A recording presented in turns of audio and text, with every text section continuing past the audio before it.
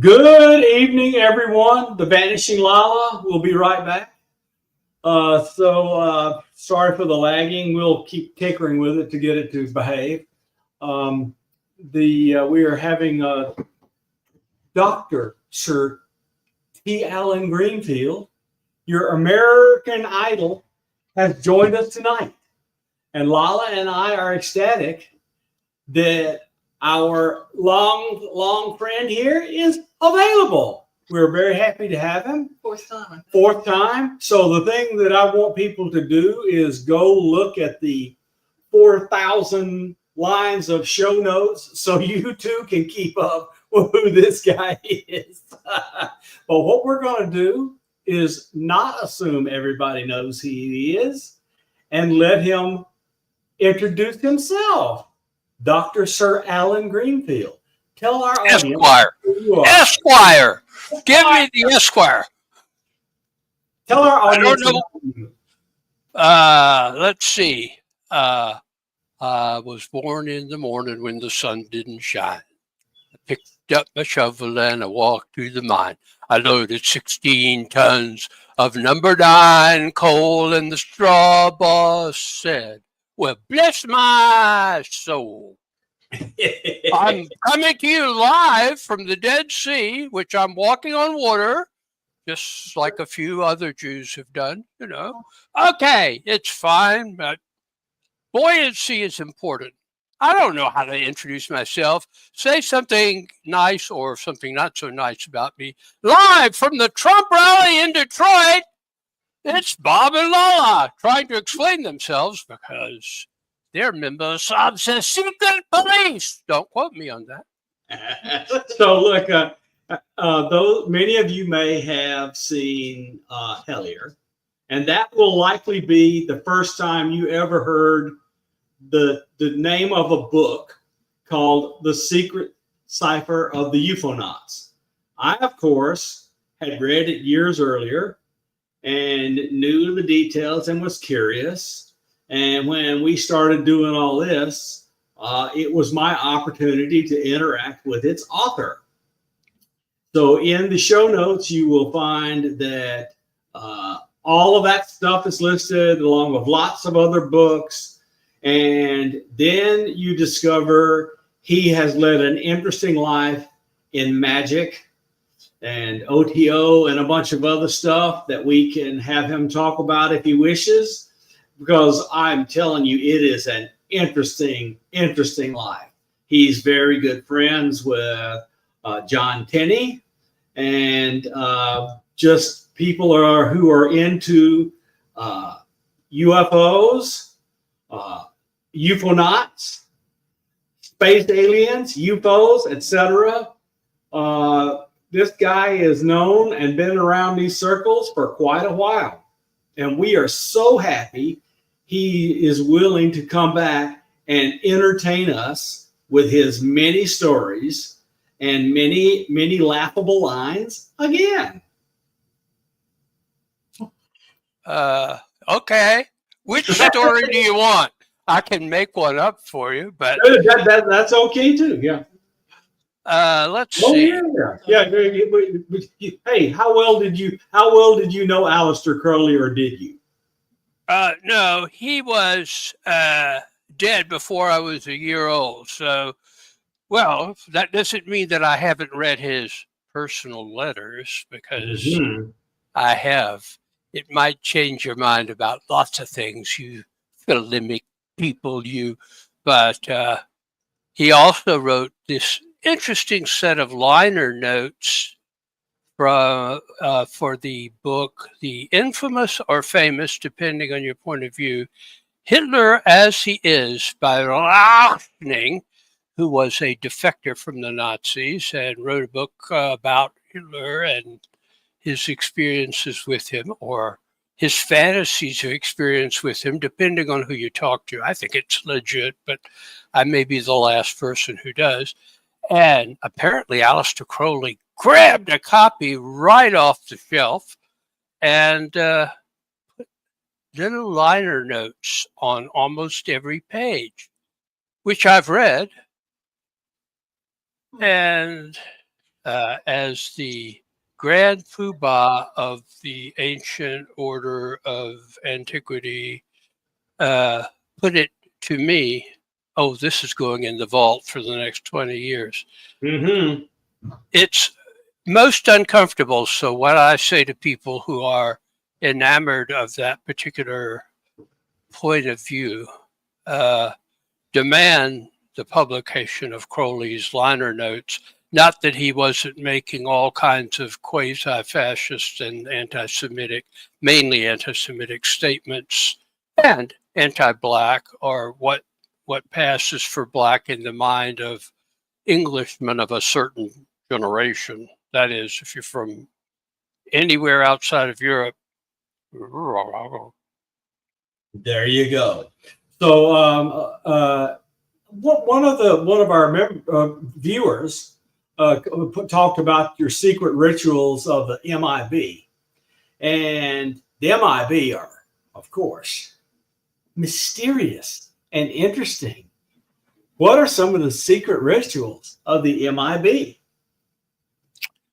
Glad you asked that, Bob, because I have a new book out, which I have not seen yet. I mean, I saw the galleys, obviously, because I wrote it, but I haven't seen the book.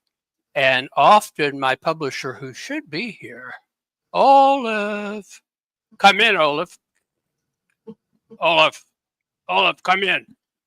I can't do this alone. No. Anyway, a new book that basically consists entirely of ritual magic that I personally have tried with great success. And one of the rituals that's in it, which, you know, there's an earlier version of it in the book you mentioned, I believe it was Secret Rituals of the Men in Black, how to call down the Ioannis. And other than me, I only know of one little group, the group in New Orleans, or the former group in New Orleans. There's a new group there. Apparently they had a split in the membership, but they recorded in real time their attempt to contact the Ioannis, which, for the few of us who don't know, was purportedly the amphibious. Oh, somebody is coming in. Olav, are you there? Yes, He's almost. He's there. I'm here, but I'll be driving in the car. But I'm here. Well, don't turn on your camera then, because we don't want to see the wreck, you know. Stay safe. Okay, so anyway, getting back to the Ioannis, as distinct from Olav, although they both start with an O, make of that what you will. But they tried the ritual that I prescribed in Secret Rituals of the Men in Black. Why is there a picture of you grinning at me down in the lower right-hand corner, Bob? Come on. That's the background. Oh, okay. It's not my background. My background is that, apparently you turned me off. Now I'm just a little circle. Whee! There it goes. Overture. What happened? What happened? No, you had to have done that. I didn't do anything. I did not touch your camera. You couldn't unless you're. You're showing us the background. Your browser has lost connections to your camera. Listen to this, folks. It's important. Make sure you have the right camera selected. No, I have the camera that is a troublesome thing. Hey, there we go. All right.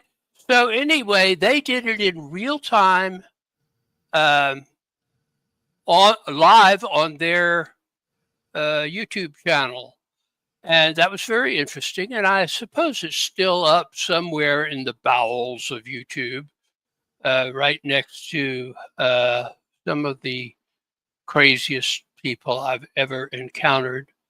And then there is what they used to call in the early days of educational television, as it was once known, the professor in front of the curtain. You know, people that have really nothing but themselves and a background and a squeaky voice saying, well, the nature of Mars, a guy named Jastrow, well, the nature of Mars is that it's a planet in outer space where you're not. Yeah, so that was the first 20 years of PBS until they got funding, which they're probably losing now. So they may go back to the curtain. Wait, who is it or what is it that you're trying to conjure up? I don't know what the name is or who it is. Okay, that's a very good question, because I would say 90% of your audience would at least know the term, mainly from I wanted to say the Celestial Lodge of Sirius, but that's Olav's gig. The Sirius Mystery by Robert Temple, and he goes on at some length about the notion of the Uranus and how it filtered down to, in fact, being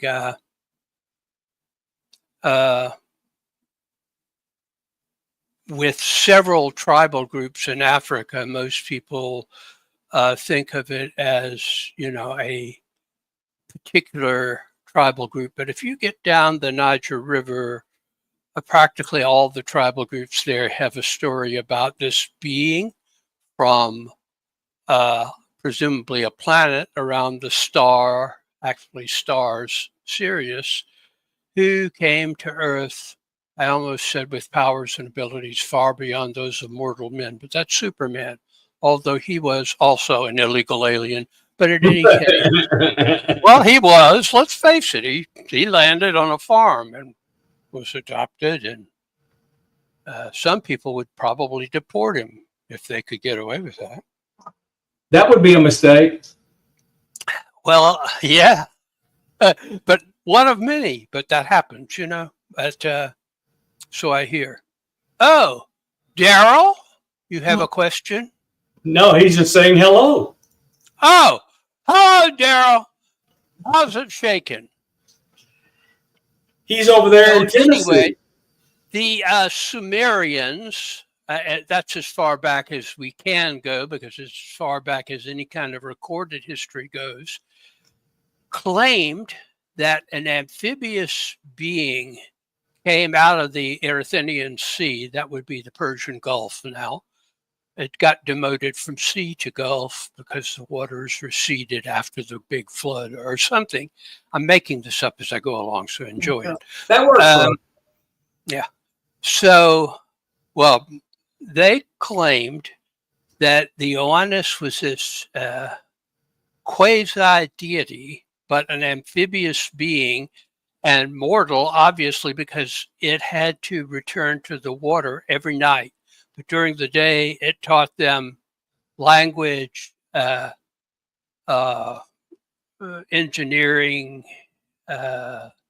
religion, and other interesting things. And then kind of disappeared from history, but was saved late in the classical period by what was his name, Manetho. We only know his stuff through a few quotations from Roman sources pretty late in the game, but it's quoting much, much, much older sources that I presume goes back to Sumer, which is often credited as the first civilization, which it may or may not have been. I mean, you kick a rock in Anatolia and a new civilization that's older shows up. It's just the way of things with archaeology these days. But suffice to say, this being was all-knowing, all influential, played the same role that those people who are interested in Egypt that taught, afterwards deified, supposedly played in the earliest pre-dynastic period in Egypt, and may have been a real being or just a very clever person, an earlier day Da Vinci. But I don't think he was an amphibious being. And to suffice to say this, when you see a high church priest or bishop with a mitre on, the mitre resembles a fish head, and it even has little eyes on it. And from the time of the Sumerians on, you will find that that type of headgear was on the priests who had been inspired by the Oannes. I don't know if this answers your question, Lala, but basically it's a tutelary being of unknown provenance that existed or is said to have existed in remote times in the earliest day. We know it from the earliest days of written languages that we've deciphered. Okay. Why did you want to conjure it up? What was your interest? Because it was a tutelary being from the star Sirius, and that was something that the Dogon people, who are usually the ones cited in, I guess they're in Niger. I don't know if they haven't been exterminated by the Islamist militia from that part of the world who have pledged themselves to ISIS, I believe, and who famously briefly occupied the city of Timbuktu and burned the library there, which goes back to a long, long time ago. That is so painful here, burning libraries. Well, Really They destroyed not only libraries, temples, they destroyed everything that was not Islamic in nature. So the level of devastation, cultural and historic devastation that ISIS and ISIL carried out is pretty massive.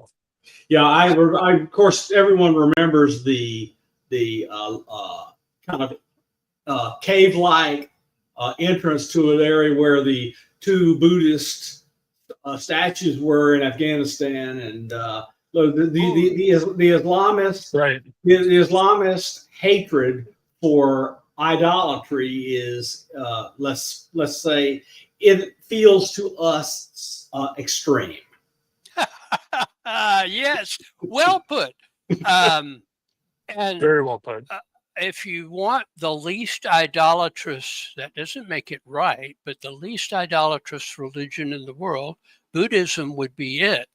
In fact, up until Alexander conquered a piece of India, the Buddha was depicted as followed: an empty chair. But then the classical Greek influence, you get the pictures of the smiling Buddha that in fact those statues were. That was not in the time of Gautama, the Buddha, one of many actually, but even there was another one in his own time, the Mahavir, the Jain first guru, or first we know of. It simply started to use Greek type statuary, and thus we have it all throughout Asia, from Tibet all the way to Japan. So the entire Buddhist world. Yeah, my personal introduction to their intolerance for idolatry is in one of my earliest overseas activities in Turkey, when I spent 3 or 4 days in Cappadocia. And it is amazing how these cave-like churches in the red stone are there. And so they've managed to leave most of it alone, with the following exception. They have destroyed the eyes in the face of every human depicted on a wall in those places. So you have these frescoes all over the walls of these in red stone churches, and then you go underground and see how they hid there from the Romans, and miles of tunnels. that was one of the most interesting places I have ever been in my life. It was amazing. Well, the Byzantine or Eastern Roman Empire went through periods of iconography. Some of the most beautiful icons in the world are in the, let's put it this way, the Ukrainian Orthodox Church Yep. and its Russian satellite church, or, boy, they're going to hate that one. I know they Take are, but that it's true. Putin and put it up your... Exactly. The Ukrainians were first. Yes, well, I agree. But, well, actually, the Byzantines were first, but it depended on who was emperor of the Eastern Roman Empire.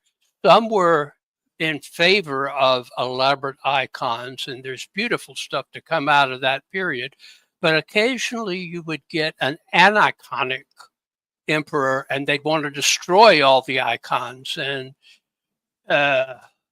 it was a different interpretation of Christianity, as often happens in the world. So those people who are hiding may have also been, or they may have been iconic Christians, and the people who conquered them, because those underground things are very fashionable, or were very, well, maybe still, I don't know, considering the current state of affairs in Turkey. They were basically hiding from the Romans, and then from the jihad, the first jihad, I guess you would call it. Okay, well, we've done what I would love people to know about you is you are an amazing, from memory, you're an amazing scholar of all those periods, and have lots and lots of knowledge. However, we need to do work for you, and so you're writing a new book. And first, we want you to tell us the title of the book and what it's about. And then we're going to twist Olav's arm for when we can buy it. Tell us about the book. The book, Olav would know the title. It's the publisher who determines titles. I just, beg for, I think I was begging for Alan's way of doing rituals or something like that. And that, fortunately, Olav prevailed, and it's actually called Olav. He's been abducted by aliens. Rituals for, no. 21st century magic is, yeah. And what it is, and that it's fairly unique, and that may be a commendation or not, but all the rituals in that book are rituals, some of them fairly traditional, some of them my own modifications of traditional rituals, and some that I created myself.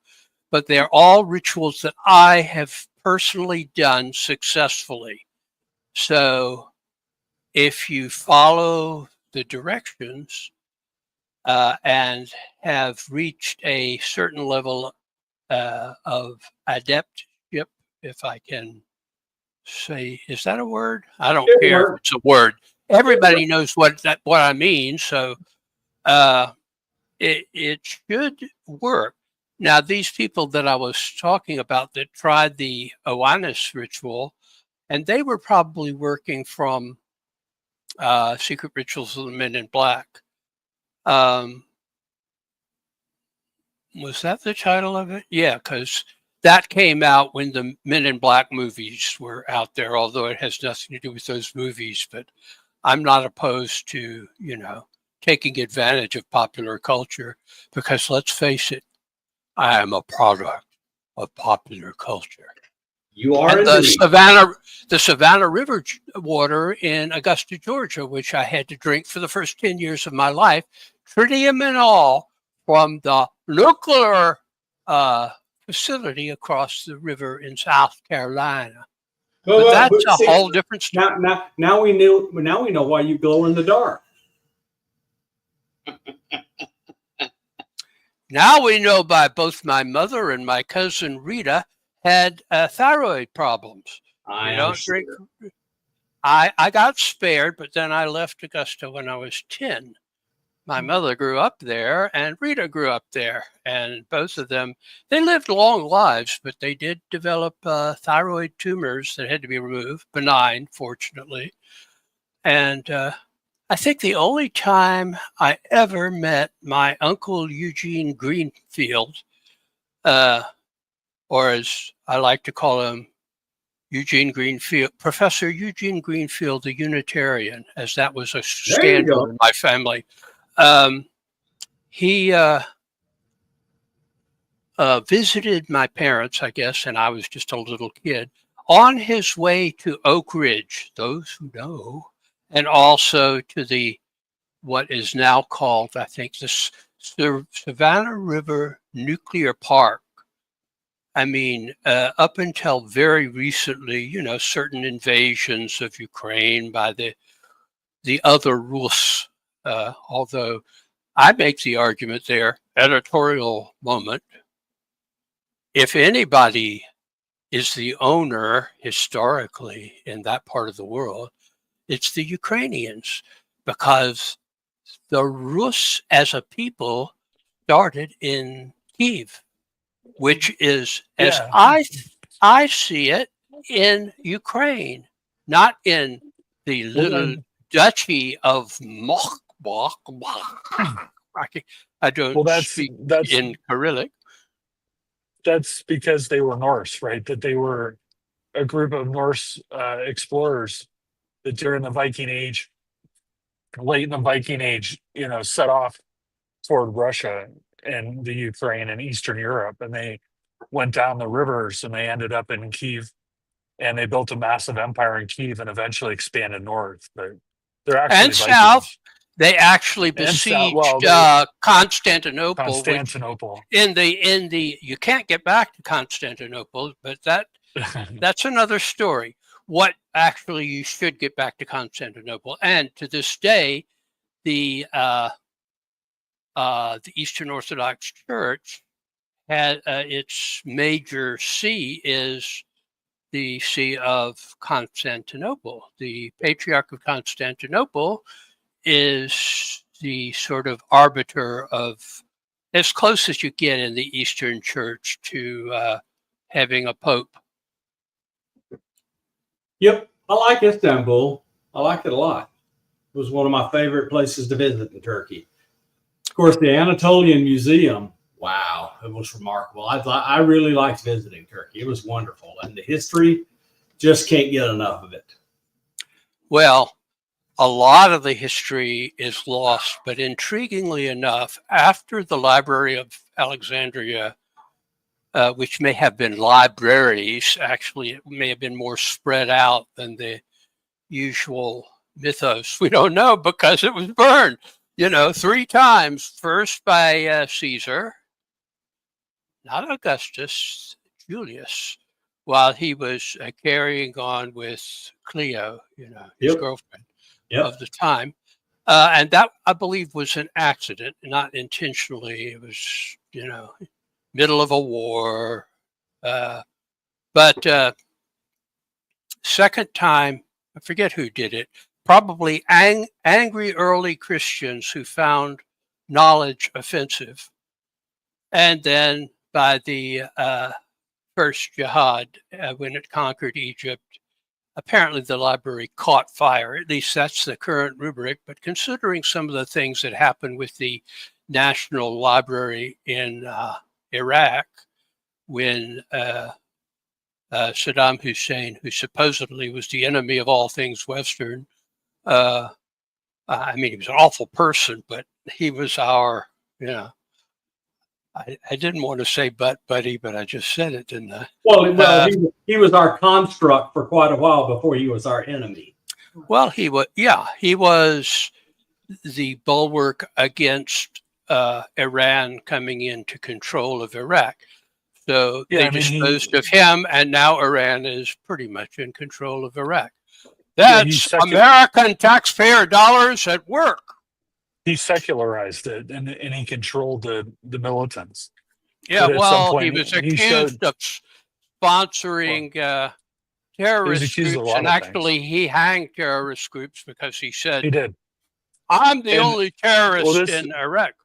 this is interesting though. One of the people wonder how ISIL, whatever you want to call it, was formed. And it was just a ragtag mob of people who, ideologues and extremists. But when Iraq started to fall, that some of the generals who controlled large portions of the Iraqi army, they looked for the payoff. And when we didn't give it to them, they went rogue and started knocking over banks in Iraq to take the gold. And then eventually they fell under ISIS control because it was structured and it gave them something to do. And most of what ISIS actually did was knock over banks and steal gold, steal treasures, sell it on the black market. They didn't destroy everything. They actually sold a lot of the treasures. Well, there were some people among the neocons of that period that seemed to think that you could establish a Western-style democracy in Iraq. Good luck on that. You don't know the region, fella. You don't know the region. They So, were ignorant beyond compare. a costly ignorance, costly to us. $2 And trillion. costly. Anyway, after the Shia people in league with Iran took over, they promptly, within days, basically looted the museum, which, if you don't know, well, you know, but maybe some of your more fringe audience members don't know. When I talk about ancient Sumer or Akkad or Babylon, we're talking about Iraq. Yep. As it is today, and the remnants of those great and dead civilizations are in the outback of Iraq, and much material that has been recovered that didn't get sent to the British Museum was in the museum in Baghdad. And that was looted, and people carried off stuff, and that sort of set the pattern for wherever ISIS went, and or its predecessors and successors. There's even footage that they recorded of them, smashing statues from antiquity, sort of like the Afghani blowing up the Buddhas, the aforementioned. It's there are parts of the world that it's best that anything of value winds up in the British Museum. Anyway, I have a story about the last days of Constantinople. Please. Okay. First, a fact not widely known, but true. Something like 95% of the known documents from antiquity. How do we know that they existed at all? Well, they were mentioned in documents that we do have, or documents in which there were copies of copies of copies. Like Alexander Polyhistor mentions things that were much earlier. 98% of the documents that we know about from antiquity are lost. Let me repeat that. 98% of the literature of antiquity is lost. That means it is cited in mostly Greco-Roman documents, but may be from thousands of years before that. Of course, the Egyptians were good at burying their illustrious members with their tombs supposedly hidden, at least they wanted them hidden, with hieroglyphs artfully put all over their tomb. So that continued from antiquity, but we have huge periods of Egyptian history that were expunged, sort of like Pravda in the Soviet Union. You really have to be aware that these were Orwellian histories. And for example, they totally forgot about Akhenaten and what happened to his son, the Boy King. But he wasn't even buried in his own tomb, apparently. So bad things happened, but they forgot them. In fact, I think in the 19th century, somebody kicked over a stone. Smart. Usually it's Bedouin people who kicked over a stone and discovered Amarna, which was in turn the heretic king's capital during the what is now called the Amarna period, and also its throwaway room for its library. Keep in mind, libraries in those days were mostly cuneiform tablets on clay, because that's cuneiform is impressed with a stylus.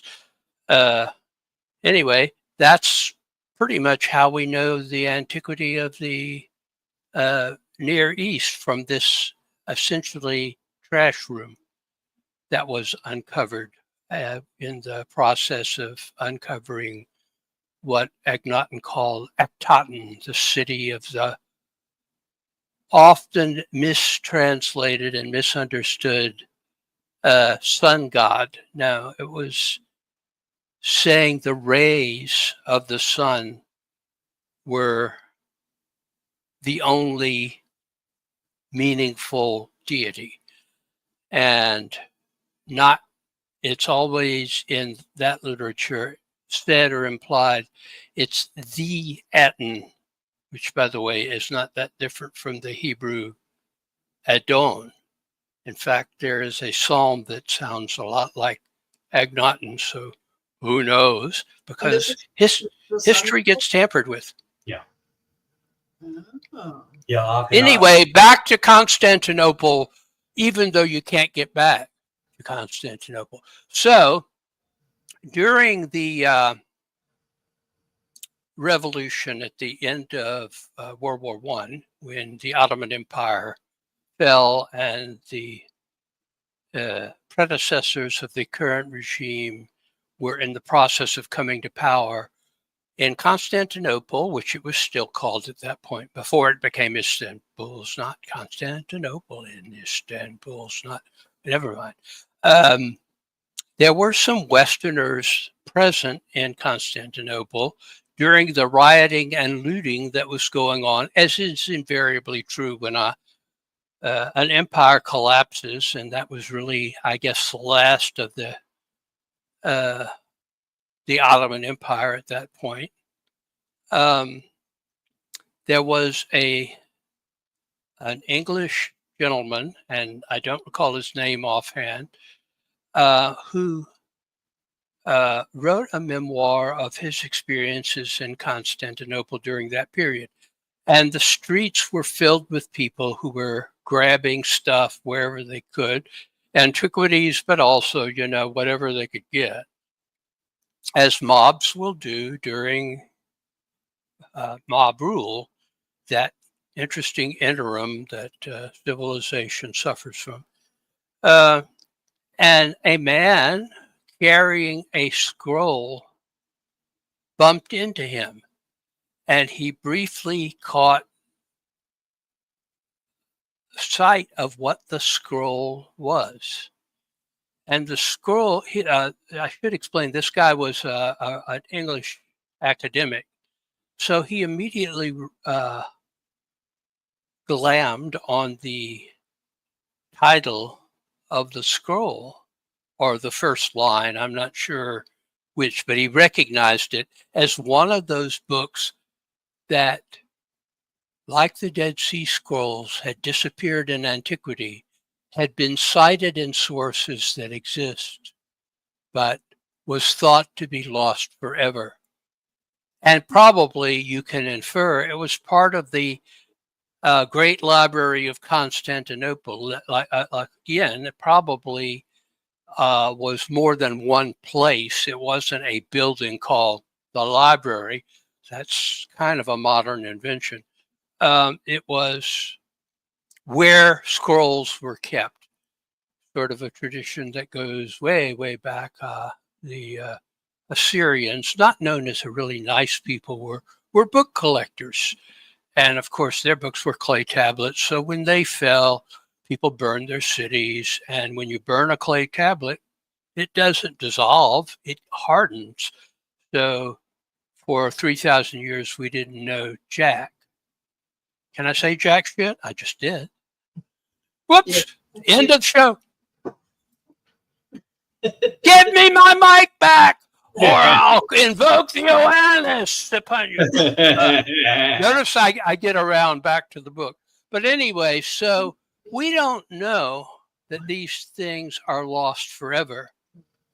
It's like there's a famous OTO story that I don't necessarily believe, but that some person totally unaffiliated with the occult found the original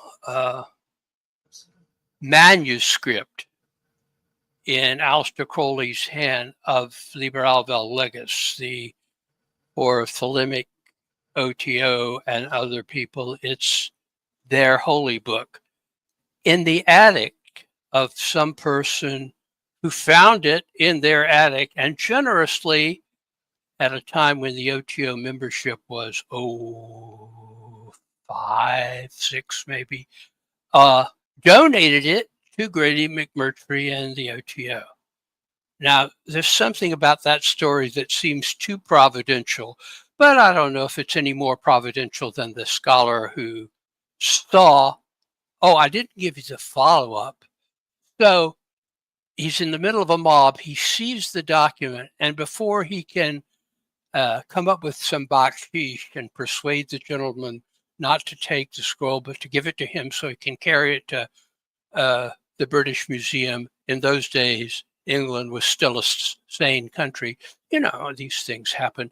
So before he could do that, the crowd swirled around and the guy disappeared. He never saw the document or the guy again. Oh, no. Oh, yes. And I wonder how many times in historical periods that has happened. The latest of that sort of thing, I mean, the most famous were the discoveries in right at the end of World War II, beginning of the post-war period, the finding of the Dead Sea Scrolls, which was happenstance, and the finding of the Nag Hammadi Gnostic library, so-called. It wasn't all Gnostic. In Egypt, both found basically by Bedouins, and the ones that they sold to collectors wound up being, well, in the case of the Dead Sea Scrolls, 1,000 years older than the oldest existing manuscript of the Hebrew scriptures. Not intact, because in those days they weren't intact. They were different books, and lots of books that never made it into the canon.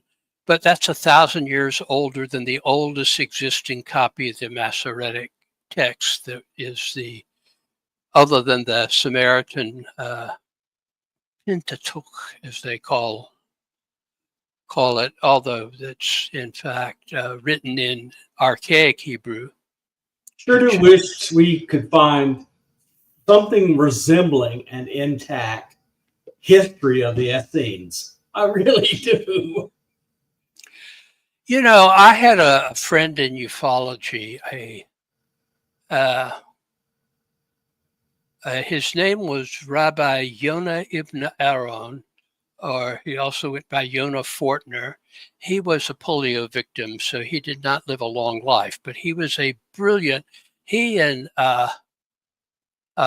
Jack Robinson, who was, both of them were movers and shakers in that halcyon circle that was sort of around Jim Moseley in the New York, New Jersey area for 30, 40 years. They had a weekly discussion and lecture committee in Midtown Manhattan, and they had, in those days, anybody who was interested in ufology, from George Adamski to I don't know, Donald Kehoe, maybe. I don't know. Well, they probably weren't talking, but all of the big movers and shakers of what I call first-gen ufology, as described in one of my books, Olav, plug it.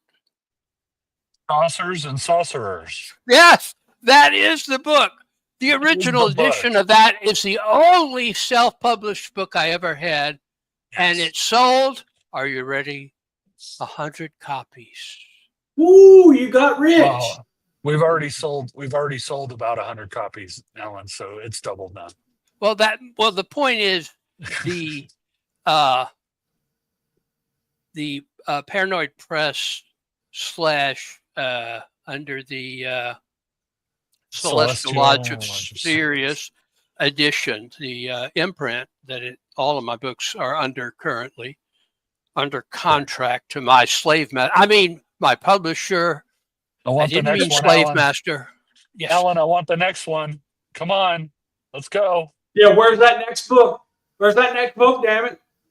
There's debate about whether it should be what I intended as the third book in the trilogy that started with Secret Cipher, which was a book on the secret chiefs of the Third Order. Which, so rather than the complete, it could be the complete squared. well, Olav is in the process of correcting a grave injustice that we have done to the word complete. Yes. When I wrote the complete Rite of Memphis, I spelled it Compleat, There you go. copying the complete Alice, which is the Alice in Wonderland stuff, but there's an inexhaustible supply there. So it was complete, but it wasn't complete. That isn't the dictionary definition, but it was an honest way of portraying it.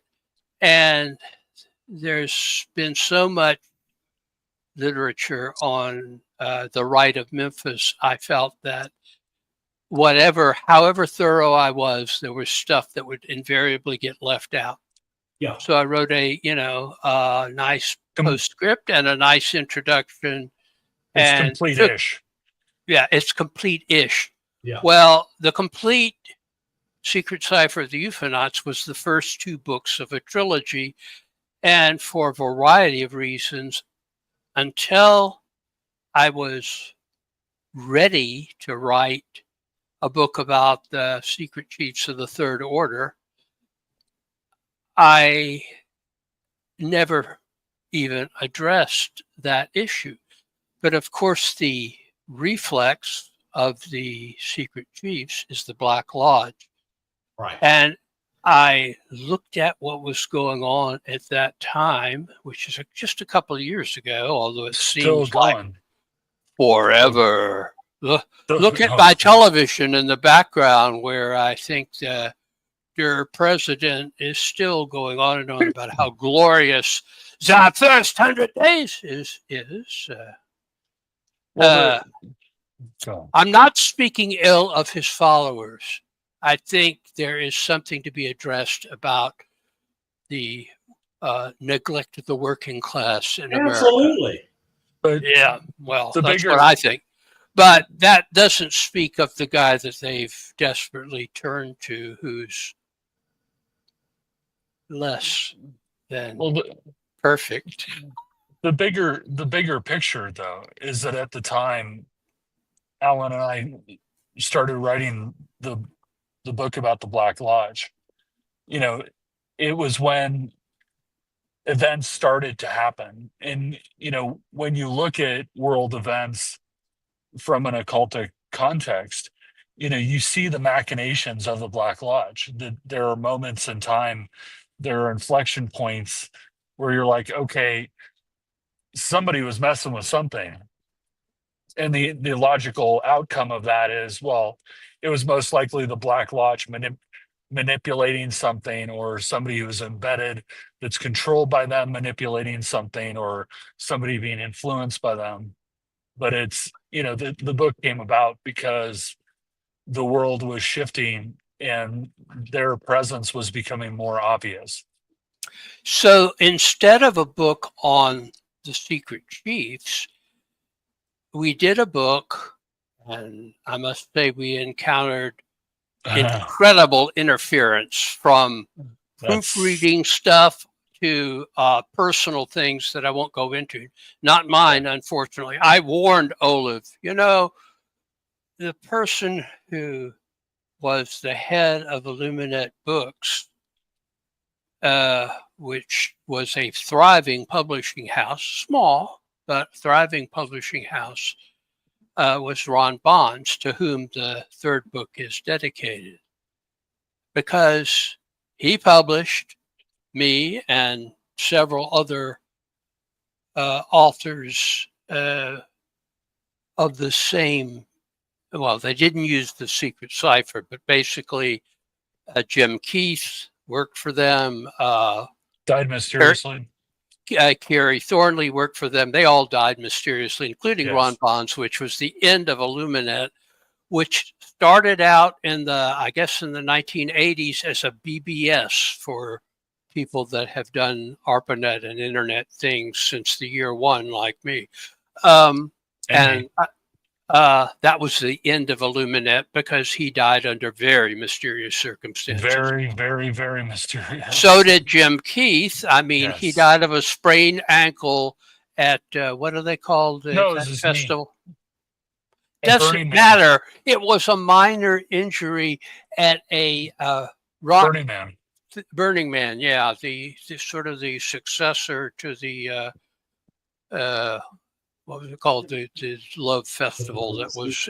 These ritual magic people don't like their secrets out. The Black Lodge. Yeah, they don't like their secrets out, and Alan's telling stuff, and they're gonna get angry.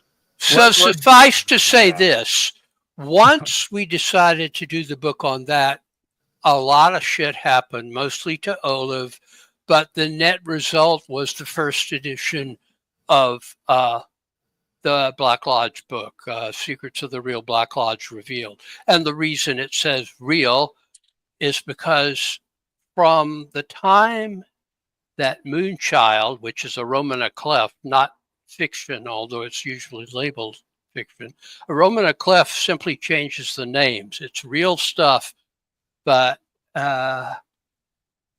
in England, I think still the standard for suing somebody that you defame is much lower than it is in the United States, where we have the First Amendment protection. So basically, if you call even a public figure an asshole, or as Crowley called a dead weight when he died, which is cruel, but then Crowley had his maniacal but amusing cruel side. He disguised the names, and Moonchild is basically a Roman clef. That is, all the events are real, but the names have been changed to protect the innocent. Or the guilty. Or the guilty. Well, in the case of Moonchild, very much guilty. Exactly. Yeah. So we won't go into the trials and tribulations that Olav underwent, because some of them were highly personal.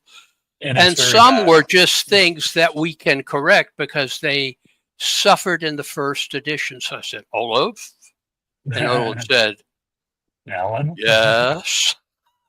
I said, we've got to have a re-edited, proofread by a professional proofreader edition.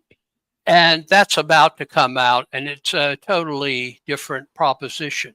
But then I thought, having a certain level of, shall I call it Semitic guilt? Killing Jesus and all that sort of. I'm sorry, people, but I don't really cross his legs. We've run out of nails, but that's not important. I'm sorry. The important thing is that when that edition comes out, the complete Secret Cipher of the UFOnauts is no longer complete.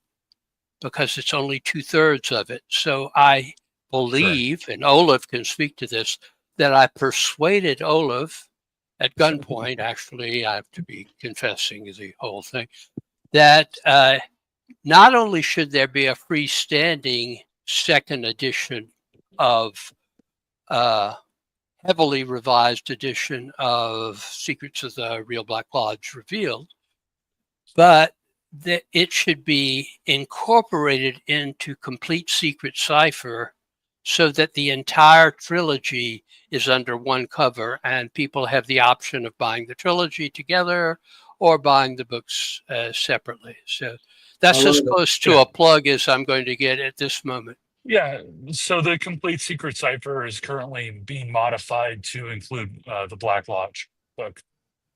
Excellent. Yeah, it's a value. It's definitely a value. 3 books in one. Yeah, Groucho Trout in a chat saying he has a first edition of Secret Cipher for sale for only $333. There you go. You know, in Hellier, the interesting thing, I mean, at that time, I really didn't know my now friends, the Newkirks and company, but they, in the program, showed their copy because apparently it was one of the things that influenced their trek to Hellier, and I guess that was their key to fame and fortune. It was the original edition of Secret Cipher. It was for years until Olav put out a new edition. It was out of print because Illuminate Press was out of existence, having been destroyed by the Black Lodge in the most terrible way, basically. Well, I mean, we're dancing around it. I think we should explain to the audience how exactly mysterious Ron Bond's death was. That his wife, him, and a couple that they were friends with went to a restaurant, and they ordered a salad along, with their entrees, and Ron Bonds became very, very ill and died of salmonella poisoning. But the other 3 people who ate the same salad didn't die of anything. Nobody in the restaurant other than him he was got sick.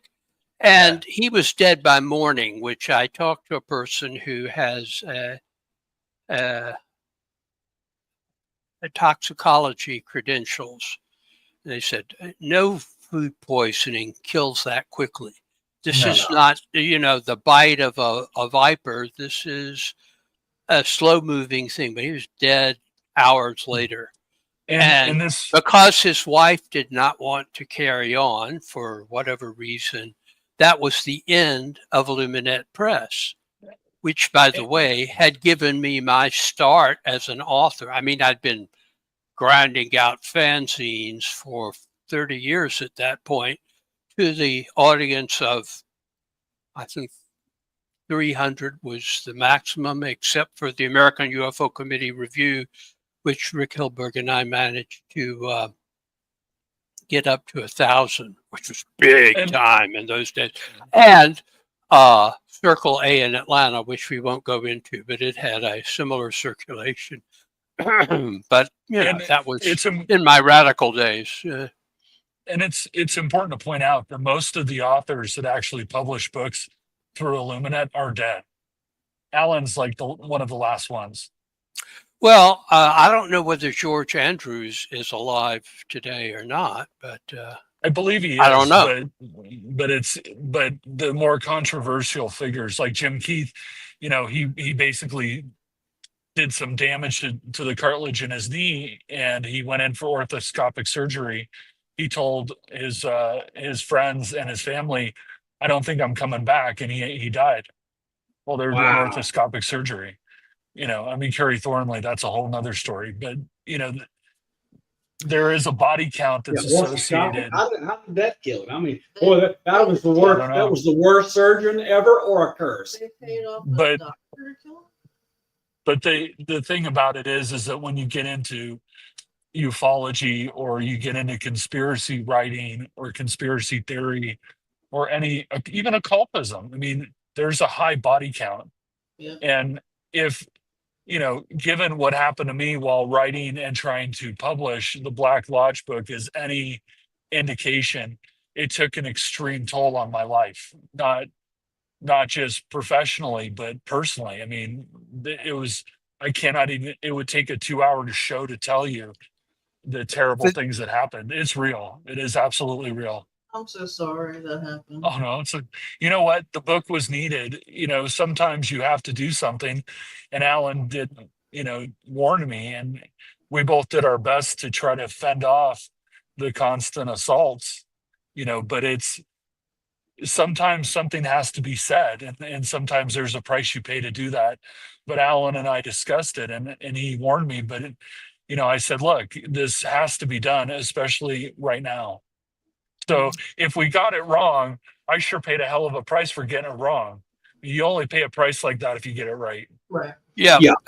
And piss off the Black Lodge, which is a dangerous thing to do, which begs the question that your audience is probably thinking about.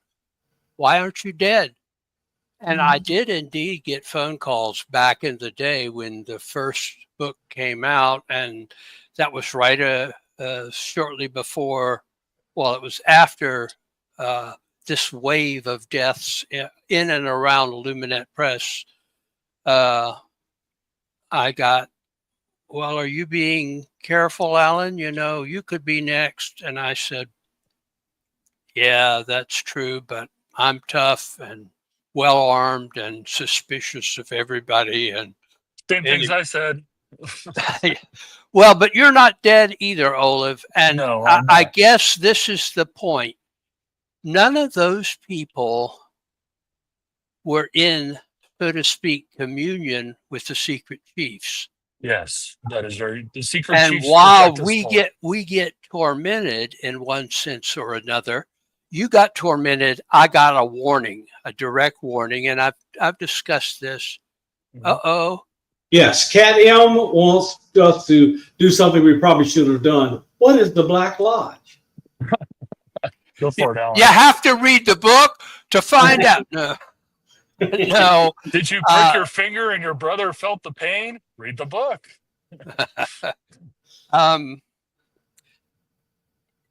In the cosmology, if you will, of occultism, and to some lesser extent in the other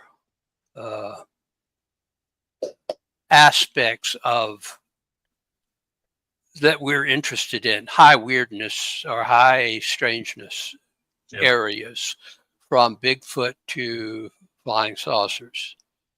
There is the concept of, well, in the Theosophical Society, they like terms like ascended masters, or a term I don't like, which is the Great White Brotherhood, not because it necessarily had racial connotations back in the day, although Madame Blavatsky was, from what I've been told, exceedingly racist. Given, I don't believe in temporal revisionism. She was a 19th century Russian person, so you have to allow for the temper of the times somewhat.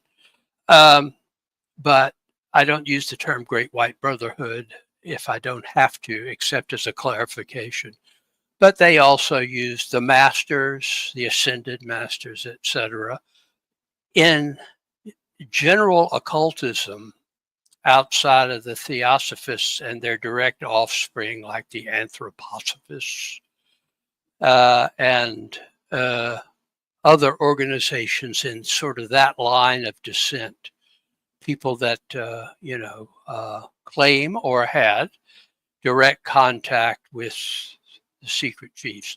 The term, the secret chiefs of the Third Order, became very, very common and commonly used during the period in the fin de siècle in the 19th to going into the 20th century, when the Golden Dawn was ascendant, and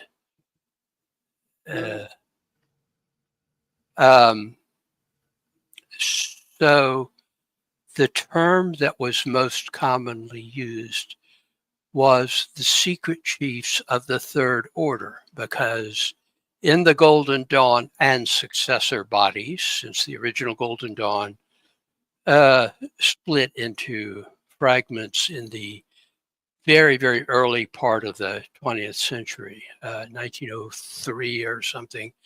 I don't know. It was Aleister Crowley versus W.B. Yeats, who had the official nod, and Crowley, his own description was dressed in full Highland laird's dress with his tartan, whatever tartan he was using, because he was a laird by the technical rules that exist in Scotland, because he bought a house there, which has since burned down twice.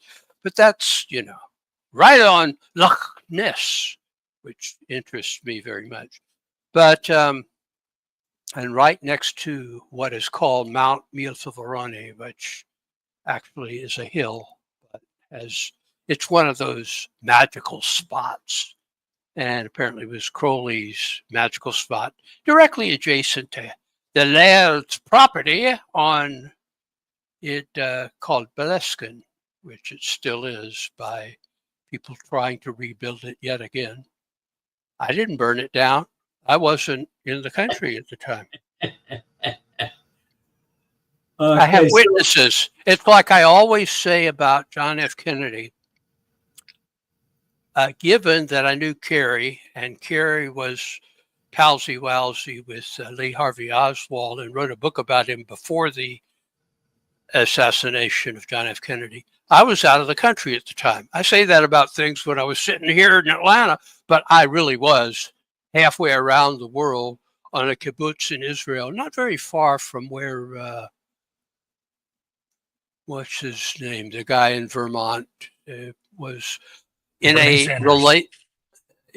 Bernie Sanders was also in a related kibbutz, which is very interesting, because I wound up there because I would have gone anywhere to get my parents to pry me. I was 16, pry me loose and let me go to Israel for a while. So I enlisted the help of every organization and the Atlanta Israeli Consul General and various persons. So I had no choice about where I was going. I had to have sponsors, or my daddy was afraid I'd stay there, which I, maybe I was going to. But they sent me to a kibbutz that was part of a long gone, when I say left-wing party, I mean to the left of the Israeli Communist Party. Okay, the PAM party, well to the left, actually, and part of the kibbutz Artsy.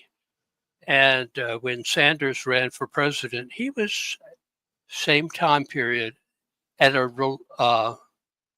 related kibbutz about, nothing is very far in Israel. It's not a vast Hebrew empire. It really is pretty small. You can. Okay. Alan, we unfortunately, we have come to the end. The end? But we cannot leave without you telling our audience, you and Olav both, telling our audience what to expect from you, where you will be, etc. Anything you want to promote, lay it on us. Well, being 162 years old, I hope I'll be somewhere. But if it's, we all got to go sooner or later. So I may be here, but Olav is a young man and a Viking and all those good things. So he'll be here, and God willing, I'll be here too. And maybe Olav is trying to persuade me that while the trilogy is done and will be in the complete Secret Cipher and as a freestanding book corrected for the future, and probably available in a Kindle edition too, right, Olav? Oh yeah, no, it'll be in Kindle as well. For those who are budget minded in these troubled times, we may work on a book on the secret chiefs, and it won't be part of the trilogy, but it will be the book that I originally thought I was going to write in, how shall I put it, better times. So we'll see whether that does. In the meantime, if you are an intermediate or advanced student of ritual magic, you might consider getting my most current book, and it is very new. I mean, it's been out less than a month, Olav? Yeah, about less than a month. Yeah, less than a month is give me the title again. I have no idea. I just write them. I have no idea what happens after I write them. But Rituals, it's a book. Rituals for the 21st Century. Yeah. And that's exactly what it is. And I would recommend it to any intermediate, journeyman, or advanced practitioner of occultism, magic, Wicca, whatever their particular take on it is. It should profit them whether they choose to do those particular rituals or not. It's a very different take on rituals. And again, I've guinea pigged for every one of those rituals, and everything is fine where that's concerned. Other than that, I do a lot of podcasts, and any podcasters out there, like our fine friends, Bob and la all the way. Oh, wrong season. I'm sorry.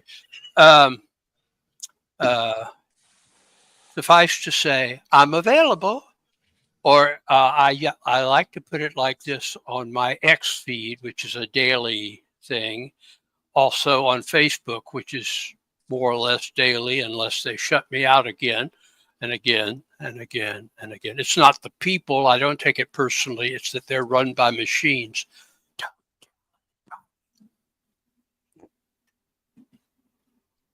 Ooh, okay. So I have no idea what I was talking about. I was channeling. You were trying to hype yourself, Alan. All right, Olav, look, what did we forget to say that we should have said? How much time is left? Well, I mean, he's got a lot of books out. They're all on Amazon. Just put in Alan Greenfield. There's a ton of them. For me, I have a podcast radio show that I do once a week that all three of you have been guests on, called the Enigma Hour. It's on Apple Podcasts, Spotify, everywhere. But never together. We tried once. Yeah. A mysterious illness. Oh, we got so sick. Descended upon Bob and Lala. And myself. And it was not fun. It was not. They failed to show. But being the media whore that I am, I went on anyway and said, I did an imaginary interview with, so Bob, what do you think about the current political situation? Well, I'm not here. I've got some awful disease. Okay. Olav, reschedule it now that we're not passing norovirus in a tight circle, and we'll come on. There you go. Absolutely. It's the Black Lodge again. It's always the Black Lodge. All right. But that's how they work.